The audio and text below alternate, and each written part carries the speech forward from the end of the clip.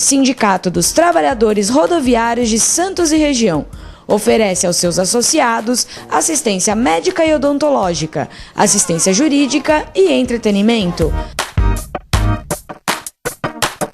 Associe-se. Avenida Conselheiro Nébias, 262, Vila Matias, Santos. Telefone 3228-9200.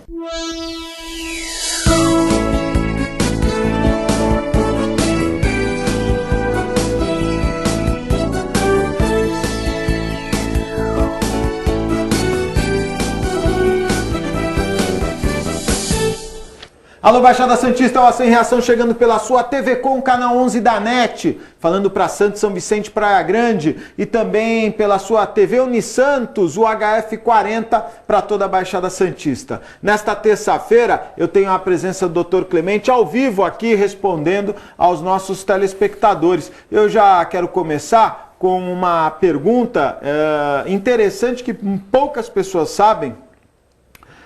Quando ocorre o fígado, quando o fígado fica inchado, Clemente. Ontem uma pessoa me perguntou isso, estava preocupado, o fígado podia estar um pouco mais inchado e suspeita até de hepatite. Então fica aquela preocupação e agora vamos ouvir um pouco o Dr. Clemente. Deu uma gasopada agora.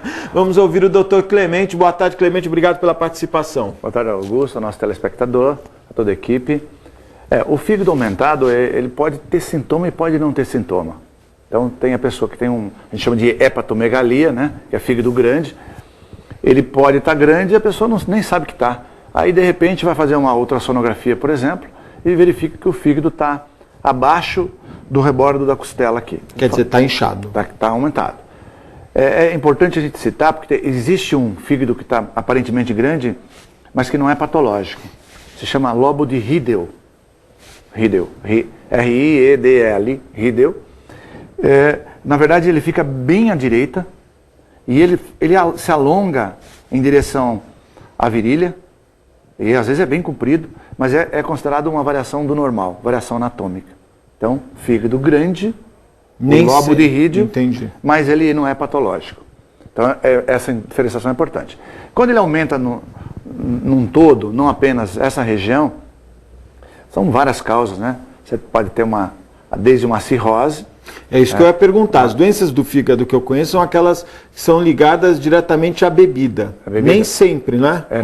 Nem sempre. Aí você pega, por exemplo, tem várias hepatopatias, e a cirrose é uma delas. Num primeiro momento ela aumenta o fígado e depois ela é o contrário. Aí forma fibrose, aí o fígado fica pequeno. Fica o oposto. Mas num primeiro momento ele aumenta, né? Ou qualquer, um tumor, por exemplo, né? Tumor benigno, tumor maligno, depende do tumor, ele vai aumentar. Agora, o clássico mesmo são as hepatites, né? Que pode ter várias causas também. Você tem hepatite alcoólica, você tem a medicamentosa, né? Você tem de origem... A viral também, não existe? Existe a viral. Pega no ar, é isso? Isso. Então, que é o mais comum, né? Você tem aí as hepatites aí, que vem crescendo de uma forma assustadora a contaminação, né? Tem vacina para hepatite, Clemente? Pois é, para algum tipo tem, para outro não. Esse é o grande problema, por exemplo, o grande problema nosso hoje é hepatite B e hepatite C, né? Mas, porque são doenças silenciosas, especialmente a hepatite C. Então, como ela é muito silenciosa, às vezes a pessoa tem hepatite há anos e anos e anos e ela não sabe. E quando vai descobrir, ela já está numa fase de cirrose. Aquela fase onde não tem muita coisa a se fazer. Se for uma fase muito avançada, acaba indo para o transplante. Então, desculpa te cortar, mas então a hepatite, em alguns casos, só uma prevenção de um check-up anual, é isso? Ele não percebe, não tem sintoma? Não, a hepatite B e a hepatite C, normalmente você descobre numa fase bem avançada. Dificilmente você tem um sintoma. Entendi. Né? E mesmo a hepatite viral, algumas hepatites virais não dão sintoma. Dão sintoma significativo para uns e para outros para outro muito pouco, ou se confunde com uma coisinha, E um mal-estar e tal, e não acontece nada. E é uma coisa curiosa que isso acontece com a dengue também, não é? Tem gente que tem os sintomas assim, que avassaladores, que fica até preocupado achando que é alguma coisa mais do que a dengue, né? E outras pessoas às vezes têm dengue e não percebem, acham que foi uma pequena gripe. Quer dizer, as doenças, elas, em cada organismo, elas agem de uma maneira, às vezes até pela própria defesa do organismo. Exatamente. Tem uma pessoa que tem uma defesa importante, às vezes você pega uma hepatite viral. Tem pessoa que cura totalmente, e felizmente uma boa parte cura, sem nada. Né? No máximo que você vai dar aí alguma coisa para o cara estar com mal-estar e tal. Mas assim, relativo ao fígado em si, ele não deixa sequela. Muito não deixa sequela. E para outros, ela evolui para uma hepatite crônica, que acaba predispondo a uma cirrose, predispõe a tumor. Todo mundo que tem fibrose no fígado, seja pela cirrose, tem a esquistossomose, também, que é aquela doença do caramujo. Sim. Né?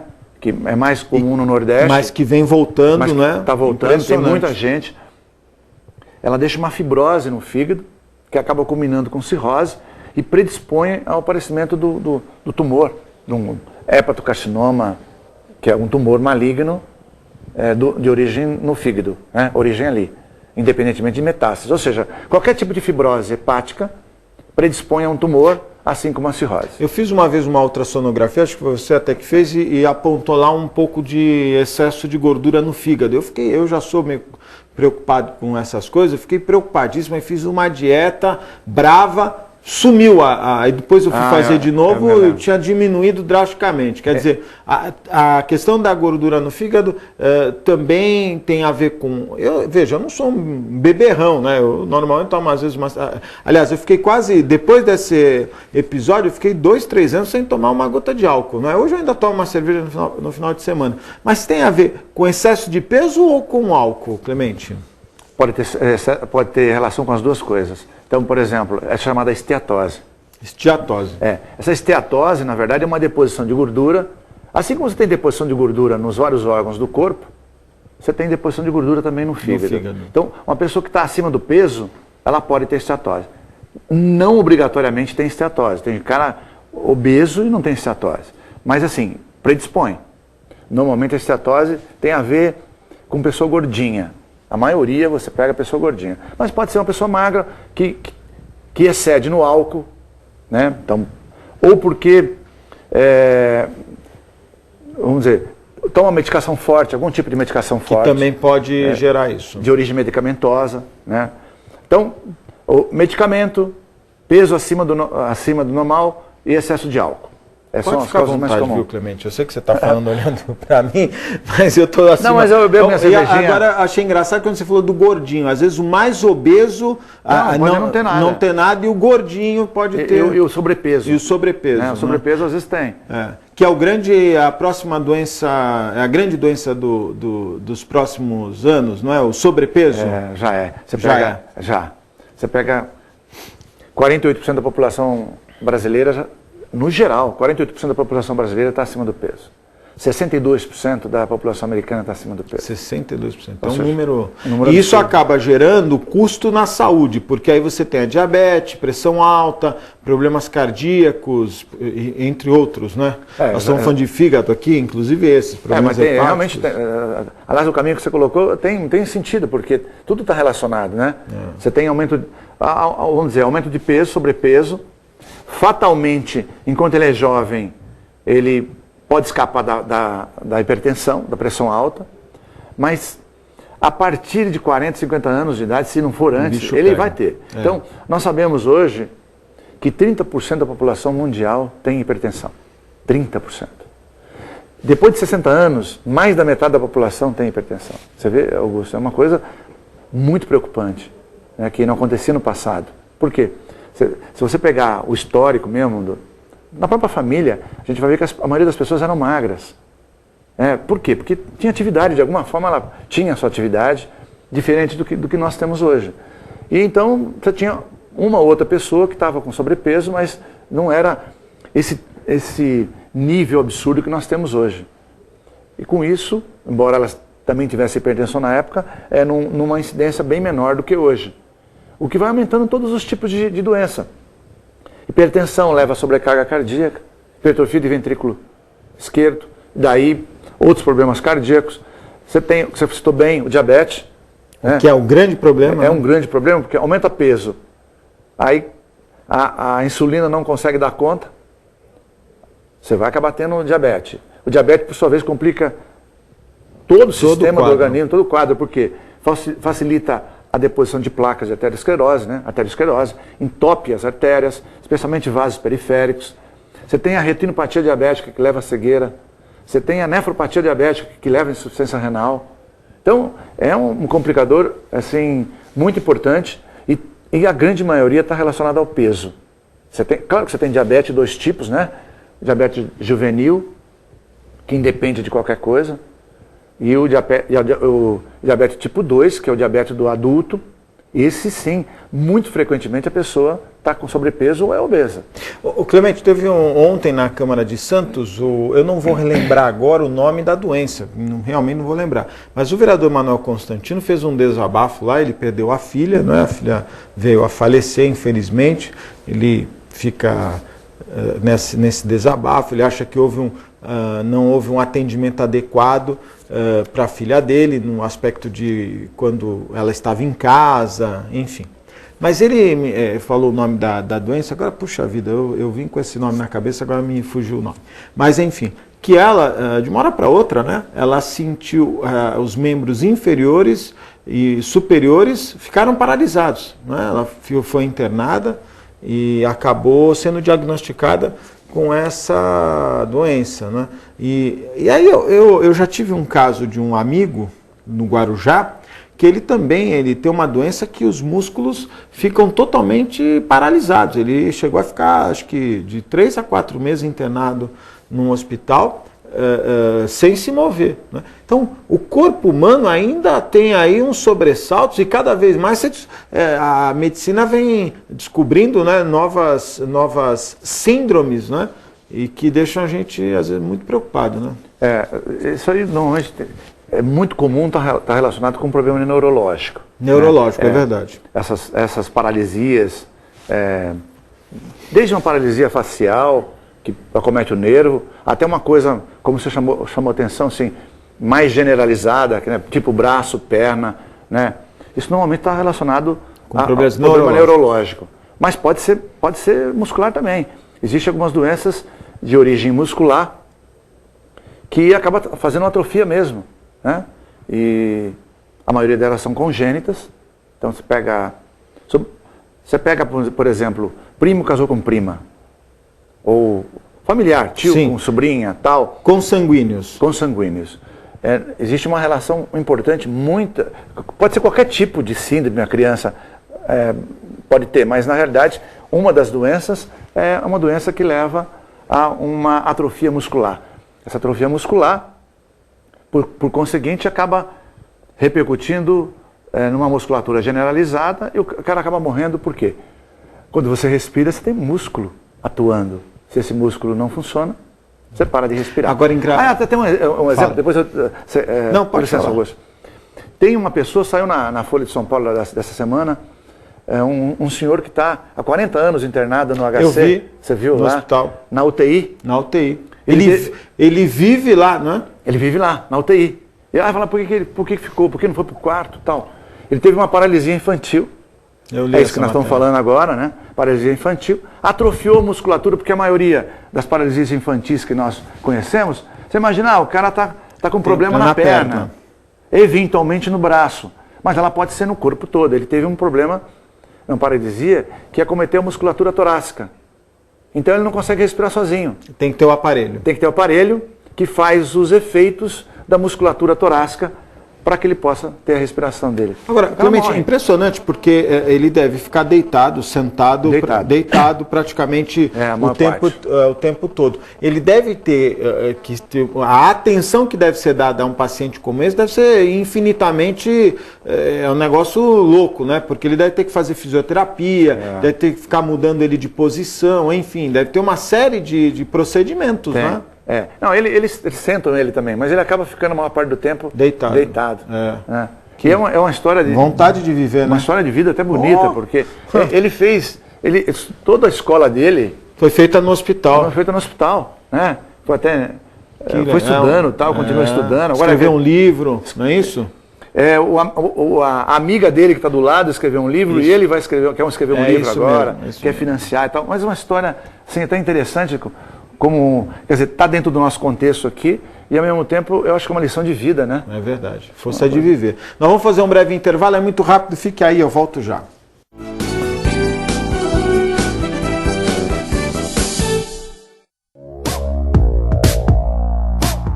Sindicato dos Trabalhadores Municipais de Praia Grande, há mais de 20 anos levando aos seus associados planos de saúde e convênios, assistência odontológica e jurídica, curso de capacitação e outros benefícios, dando aos servidores melhores condições de trabalho e qualidade de vida.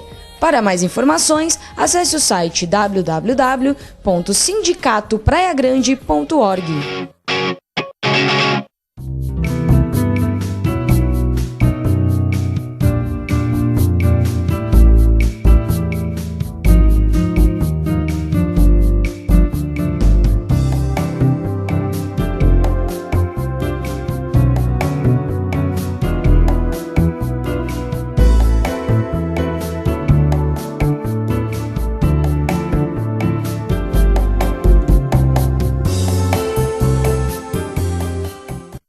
Com o objetivo de atender cada vez melhor, o Plano de Saúde Santa Casa oferece a você e a sua família uma ampla rede de atendimento em Santos, São Vicente, Praia Grande, Cubatão e Guarujá.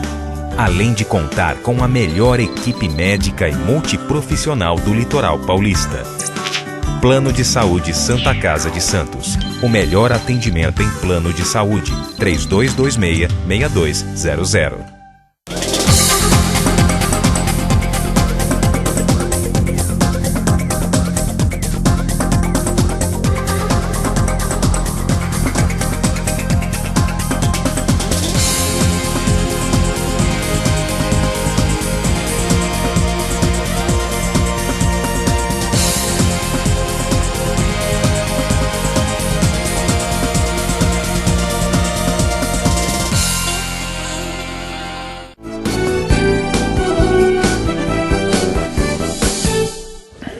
Estamos de volta ao vivo e olha, a Baixada Santista hoje reviveu o inferno na torre, né? Porque impressionante, com uma medida, a prefeita Márcia Rosa talvez não tenha consultado especialistas, pessoas que realmente vivenciam os congestionamentos, enfim, que entendem de logística, e com a proibição dos terminais, dos horários permitidos só das 8 às 18, hoje a Baixada Santista teve o maior congestionamento do Brasil. Cidades, São Vicente, Guarujá, Praia Grande, Cubatão, Santos, as cidades ficaram paralisadas. Com um ato, a prefeita, olha, eu vou encaminhar a prefeita Márcia Rosa, ela precisa procurar, porque um só não vai dar conta, ela tem que procurar um pastor bom, um padre bom, um pai de santo bom, e se bobear ainda um budista. É bom que é para não deixar escapar. Porque ô fasezinha da Márcia Rosa, hein? Uma hora ela é caçada, outra hora os bens bloqueados. E aí uma decisão equivocada, né? Os caminhões vieram, ninguém avisou os caminhões. Os caminhões vieram, não podiam entrar nos terminais, não podiam entrar nos pátios e ficaram pelas estradas. E aí, congestionamento monstro, impressionante. Inclusive foi chamada a atenção da prefeita por várias autoridades que nomearam a atitude dela como irresponsável. E realmente é uma situação muito difícil. E olha, eu estava até comentando com o Clemente, sabe o que mais me preocupa, o Clemente, com esses congestionamentos? O congestionamento não está só na área externa da cidade, vamos dizer assim, não está apenas circundando a cidade, o congestionamento reflete dentro da cidade, né? E eu fico pensando, nós temos um hospital estadual, que é o Guilherme Álvaro, que recebe pacientes de toda a Baixada, né? Em alguns casos muito emergentes, né? De grande emergência. olha, quem estiver nessas estradas hoje, em ambulâncias, deve estar sofrendo. Por mais que a ambulância possa passar, porque o problema é que o trânsito estava parado, literalmente. Eu acho que dificulta sim. Nós sofremos isso hoje na pele, porque nós precisávamos de um produto e eles iam descer para entregar esse produto. Eu falei, olha, não é possível, não tem como entregar esse produto. É mesmo? É. Quantos exames não acabam ficando... Você acaba interrompendo algum tipo de exame. Lógico. Evidentemente não para tudo, mas para esse tipo de exame que depende dessa medicação, lógico, você para porque o cara não consegue descer. Então é realmente complicado. Da mesma forma, nós podemos dizer o contrário. Alguém que precisa ter acesso até São Paulo, é verdade, né, por uma doença grave que, como aconteceu já na outra semana, alguém que precisa fazer uma cirurgia. O nenê, não é? O Lucas. O Lucas Pereira Abrão. Como o do Lucas, tem que ir. Não consegue, realmente é uma situação complicada. Agora, você sabe que nesse caso do Lucas, eu estou vendo essa briga, né, e eu até fico sensibilizado que a família assiste a essa discussão, se a responsabilidade é da prefeitura, é da Santa Casa, é do Estado, ninguém vai trazer o Lucas para a família de novo, né? Então isso já fica é difícil. Eu imagino a família acompanhando esse empurra de quem é a culpa. Mas o que mais me chamou a atenção, nós tivemos alguns casos no Brasil de adultos, né, que foram socorridos por helicópteros, né? O Pedro, o filho do Leonardo, foi transferido por avião e estava com um quadro muito grave. O que me chamou a atenção foi uma matéria que eu vi a esse respeito e um profissional dizendo o seguinte, que o problema é que nem adiantava essa questão do helicóptero, né? Porque do local onde a criança estava, ali da área, não sei exatamente qual a ala que a criança estava, mas daquela ala até um helicóptero, a criança poderia ter morrido, né? Porque não há um local adequado para um helicóptero parar e o paciente ter uma... Não tem, né? Isso nós precisamos pensar, viu? A Santa Casa não tem. Não, nós temos alguns helipontos aqui, né? No prédio do Mendes mesmo ali, tudo, mas ali no 6º Batalhão e tal, esse prédio novo que construíram aí na Alexandre Herculano, tem alguns, mas você pega hospitais, você não tem. Nenhum hospital aqui tem local adequado. Não tem. No caso da Santa Casa também não. Teria que parar na Portuguesa, porque nem no estacionamento dá, porque está cheio de carros. Não dá. Então esse é um problema. É claro que não houve prioridade nisso. Por quê? Porque acontece um caso a cada não sei quantos anos, então normalmente se prioriza outras coisas, já que existe falta de verba, né? Então não vamos... Mas não ter a UTI pediátrica não é uma falha para a Baixada?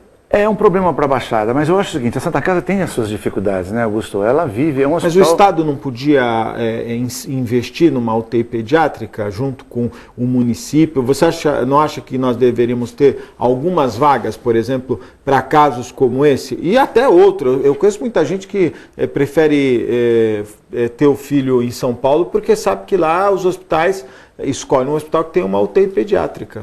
Não, agora vai sair, né? Vai. Pelo menos... Mas em 2014, achei longe, viu, Clemente? É um pouco longe. Mas acho que a própria pressão da sociedade... Vai ter as mudanças. Vai ter mudança, porque esse caso é um caso hoje que está na mídia toda hora, marcou de uma forma importante. Eu quero mandar um abraço especial aos meus amigos da Ozão, Fábio Garibe, 32288000, 32288000. Quem também nos apoia, os meus amigos do restaurante Boqueirão Express Grill, Rua Lobo Viana 89, lá da Unisanta, em frente ao Supercentro Boqueirão. Restaurante Boqueirão Express Grill. E também quem nos apoia, os meus amigos do Incatep, o João, amanhã, né, Thaís? O João vai estar aqui amanhã, vai falar dos cursos do Incatep, as novidades, até porque o Incatep é o único instituto capacitado pela Marinha para qualificar a mão de obra do trabalhador portuário. Por isso eu recomendo Incatep, o primeiro e verdadeiro Centro de Excelência Portuária. Clemente, muito obrigado pela sua participação, tiramos muitas dúvidas aqui, é sempre um prazer contar com o Dr. Clemente aqui no programa. Obrigado, Augusto, obrigado a toda a equipe, aquele beijo especial para o nosso telespectador. Dr. Clemente, ao vivo aqui no Ação em Reação. Lembrando das nossas reprises, você nos assiste no canal 11 da NET, sempre às 11 da noite e à 1 da manhã. 1h30 ao vivo, 23 horas e 1 da manhã, as reprises. Ou pela TV Unisantos, às 11h30 da noite, o HF40. Muito obrigado pela sua audiência, um ótimo dia, até amanhã, se Deus quiser e Ele há de querer. Tchau.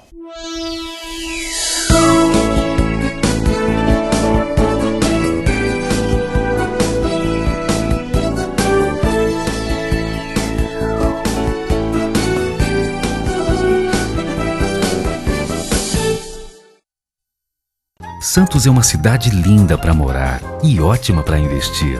Por isso, aproveite os lançamentos do Grupo Mendes. Ville de France, na Aparecida. Vista livre para o mar e para a sua felicidade. 2 e 4 suítes. Lazer completo. Terrazas Residence, na Ponta da Praia. O projeto perfeito no bairro ideal. 2 e 3 suítes e um lazer surpreendente. Lançamentos Grupo Mendes. Sua melhor escolha para morar e investir.